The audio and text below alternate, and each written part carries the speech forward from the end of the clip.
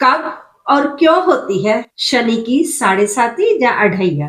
साथियों, सौर मंडल में शनि नव ग्रहों के मध्य पृथ्वी से सबसे अधिक दूरी पर है और शनि को सूर्य का एक चक्र लगाने में लगभग 29 साल 5 महीने 17 दिन और 5 घंटे का समय लगता है। इस तरह 30 साल का लगभग समय लग जाता है, जबकि एक राशि में शनिदेव 2.5 साल तक रहते हैं।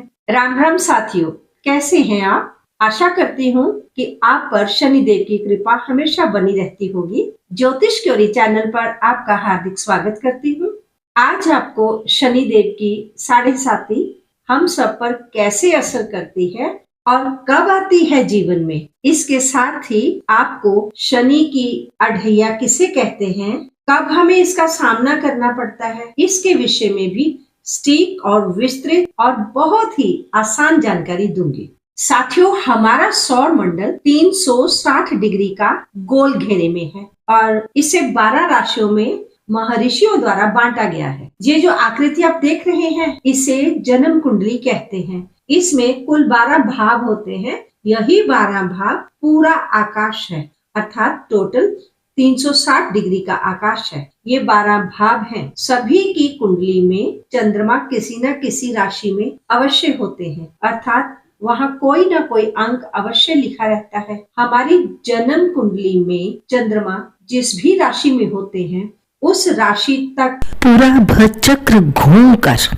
दूसरी बार आने में शनिदेव को 29 साल 5 महीने 17 दिन और 5 घंटों का समय लग जाता है। किसी भी एक राशि में शनिदेव लगभग 2.5 साल रहते हैं। शनिदेव की वक्री और मार्गी चाल भी होती है। इस चाल के कारण कभी कभी ये समय थोड़ा कम, कभी थोड़ा ज्यादा भी हो सकता है, परंतु वह चक्र अर्थात आकाश का पूरा एक चक्र शनिदेव अपने निश्चित समय में ही पूरा करते हैं। अर्थात शनिदेव संपूर्ण राशि चक्र का परिभ्रमण अर्थात 360 डिग्री का परिभ्रमण 29 साल 5 महीने 17 दिन और 5 घंटों में ही तय करते हैं, चाहे उनकी गति मार्गी हो जाए, चाहे वक्री ही क्यों ना हो जाए। गोचरवश शनि जब किसी राशि में प्रवेश करते हैं, यदि वह राशि चंद्रमा से पहले आ रही है, तभी शनि उस राशि को अर्थात 12वीं राशि को 2.5 सालों के लिए, फिर जिसमें चंद्रमा है उस राशि को भी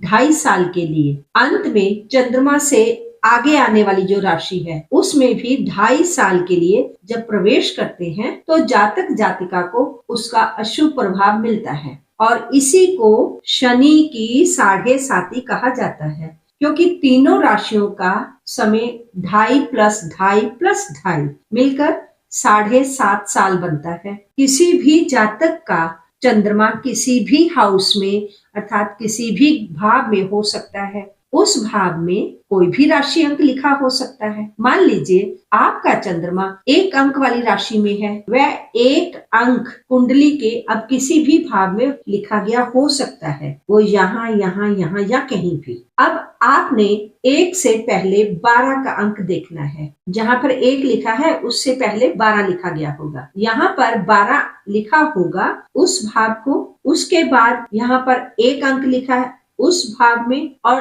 अंत में यहाँ पर 2 का अंक लिखा है उस भाव में, अर्थात 12, 1 और 2 इन तीनों अंकों में शनिदेव गोचर में जब जब आएंगे, वह समय उस जातक के लिए शनि की साढ़े साती का समय रहेगा। इसी तरह यदि आपका चंद्रमा 2 अंक पर है, तो जब भी गोचर का शनि 2 से पहले 1 अंक पर आएगा, उसके बाद 2 के अंक पर आएगा और उसके बाद 3 के अंक पर आएगा, अर्थात 1, 2, 3 इन तीनों अंकों से गोचरवश जब भी शनिदेव इन राशियों पर प्रवेश करेंगे, तो ये जो 7.5 साल का टाइम होगा वो आपके लिए वह समय साढ़े साती कहलाएगा। आपको केवल अपने चंद्रमा का ध्यान रखना है कि आपकी कुंडली में चंद्रमा किस अंक पर है, उस अंक से ही अब आपको आगे देखना है। इसी तरह यदि चंद्रमा किसी की कुंडली में 3 के अंक पर लिखा हो सकता है, तो 3 से पहले 2 के अंक को देखा जाएगा, फिर 3 का अंक, फिर 4 का अंक। इन तीनों अंकों में जब भी शनिदेव आएंगे तो व्यक्ति को साढ़े साती चलेगी। यदि आपका चंद्रमा अंक 4 पर है, इसका अर्थ हुआ कि आपका चंद्रमा कर्क राशि में है, लेकिन कर्क राशि से पहले मिथुन राशि अर्थात अंक 3 होगा। उसके बाद कर्क राशि के बाद सिंह राशि आएगी, तो अंक 3, अंक 4 और अंक 5 ये तीनों अंकों पर शनि की 60 सती होगी। इसी तरह अब आपने ये देखना है कि क्या आपका चंद्रमा अंक 5 पर तो नहीं। यदि आपका चंद्रमा अंक 5 पर है तो अंक 4, अंक 5 और अंक 6 इन तीनों राशियों पर जब भी शनिदेव आएंगे तो आपकी कुंडली में शनि की 7.5 रहेगी। यदि आपका चंद्रमा 6 के अंक पर है तो शनिदेव जब 5 अंक पर, 6 अंक पर या 7 अंक पर आएंगे तो 5, 6 और 7 ये तीनों अंकों वाली राशियों को पार करने में शनिदेव को 7.5 साल लग जाएंगे। इसी तरह अगर आपका चंद्रमा अंक 7 पर है तो 6, 7 और 8 राशियों को पार करने के बाद ही आपकी 7.5 खत्म होगी। यदि आपका चंद्रमा अंक 8 पर लिखा है तो जब भी शनिदेव गोचर में अंक 7 में अर्थात तुला राशि में आएंगे, उसके बाद अंक 8 अर्थात वृश्चिक राशि में आएंगे और उसके बाद अंक 9 अर्थात धनु राशि में आएंगे, तो उस व्यक्ति के लिए शनि की 7.5 का समय रहेगा। यदि चंद्रमा 9 के अंक पर लिखा है तब 8 अंक वाली राशि, 9 अंक वाली राशि और 10 अंक वाली राशि पर जब भी शनिदेव आएंगे तो आपके लिए शनि की 7.5 रहेगी। इसी तरह यदि आपकी कुंडली में चंद्रमा अंक 10 पर लिखा हुआ है तो अंक 9, अंक 10 और अंक 11 ये तीनों राशियां आपके लिए 7.5 की राशियां बनेंगी। यदि आपकी कुंडली में चंद्रमा 11 के अंक पर लिखा है तब जब भी शनि देव अंक 10 पर आएंगे, अंक 11 पर आएंगे और अंक 12 में आएंगे तो वह समय आपके लिए शनि की 7.5 का रहेगा। यदि आपका चंद्रमा अंक 12 पर है तब जब शनिदेव अंक 11 में आएंगे, अंक 12 में आएंगे और उसके बाद अंक 1 वाली राशि में जब पहुंचेंगे तब इन तीनों राशियों से गुजरते हुए शनिदेव को 7.5 साल निकल जाएंगे। तब आपके लिए वो समय शनि की 7.5 का समय होगा। इस प्रकार अब आपने समझ लिया अच्छे से कि किसी की भी कुंडली में चंद्रमा जिस भी अंक पर लिखा है उस अंक से 1 अंक पहले उस अंक वाली राशि में और उस अंक से आने वाली अगली राशि में जब भी शनिदेव आएंगे तो उस व्यक्ति के लिए शनि की 7.5 कहलाएगी। शनि की ये चक्र प्रक्रिया ही शनि की 7.5 कहलाती है। और जब गोचरवश शनि चंद्रमा से 4थे स्थान पर आ जाए या चंद्रमा से 8वें स्थान पर आ जाए तब उसे शनि की ढैया कहा जाएगा। 4थे स्थान पर गिनने के लिए या 8वें स्थान पर गिनने के लिए जिस राशि अंक पर चंद्रमा है आपने उसे भी साथ ही गिनना है। मान लीजिए चंद्रमा 2 के अंक पर है तो आप 2, 3, 4 और 5 तक गिनेंगे तो आपका चौथी राशि हो जाएगी। और इसी तरह यदि आप उससे आगे गिनेंगे 8 तक तो आपकी 8वीं राशि हो जाएगी। जिस तरह आपने 4थे स्थान के लिए गिना उसी तरह अब आपने 8वें स्थान पर गिनना है। 8वें स्थान पर गिनने से पहले जहां चंद्रमा है उसे भी शामिल करना है। वृषभ राशि वाले के लिए 8वीं राशि धनु राशि बनेगी। शनि क्योंकि एक राशि में 2.5 साल रहता है, इस कारण चंद्रमा से 4थे भाव में या चंद्रमा से 8वें भाव में शनि के आने पर 2.5 वर्ष का समय उस व्यक्ति के लिए अशुभ रहेगा। जिस समय शनि वक्री होंगे उस समय जातक को और भी अधिक कष्ट मिलने की संभावना बढ़ जाएगी, क्योंकि जब भी शनि, मंगल, राहु ये क्रूर ग्रह हैं, ये जब भी किसी राशि में गोचरवश वक्री होकर संचार करते हैं तो ये ग्रह और भी अधिक क्रूर हो जाते हैं। और जब कभी गुरु, शुक्र आदि सौम्य ग्रह अपनी राशि में वक्री हो जाते हैं तो वे और भी अधिक शुभ फल देने वाले बन जाते हैं। साथियों, यदि आपको जानकारी रोचक लग रही हो तो कृपया वीडियो को लाइक और शेयर अवश्य किया करें। यदि किसी अन्य विषय पर आपको जानकारी चाहिए तो कमेंट अवश्य करिएगा।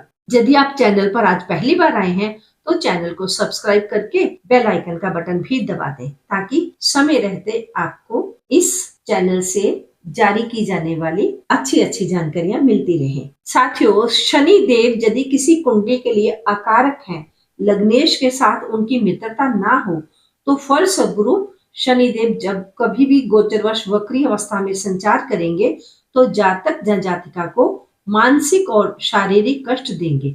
आर्थिक परेशानियां उसकी बढ़ जाएंगी, उसका जीवन उथल पुथल हो सकता है, रोग इत्यादि प्रकट हो सकते हैं। जब शनि की 7.5 का प्रभाव समाज पर होता है उस समय भी समाज में भी इसी प्रकार राजनीतिक टकराव होता है और अव्यवस्था बढ़ जाती है, अत्यधिक महंगाई बढ़ जाती है, राजनीतिक उलटफेर हो जाते हैं और भयंकर रोग भी फैलते हैं, उपद्रव होते हैं, हिंसक घटनाएं घटती हैं, अस्थिरता होती है, असंतोष बढ़ जाता है, बाढ़, दुर्भिक्ष, भूकंप इत्यादि प्राकृतिक प्रकोपों का भय बढ़ जाता है और असुरक्षा का वातावरण बनता जाता है। जब किसी विशेष व्यक्ति पर शनि की 7.5 आती है तो शनि की 7.5 के प्रभाव स्वरूप जातक जातिका को शरीर कष्ट, मानसिक तनाव, उसके घर में कलह क्लेश बढ़ जाएगा, धन संबंधी आर्थिक उलझने पैदा हो जाती हैं, उसकी आमदन सीमित हो जाती है लेकिन खर्चे पहले से भी अधिक बढ़ जाएंगे,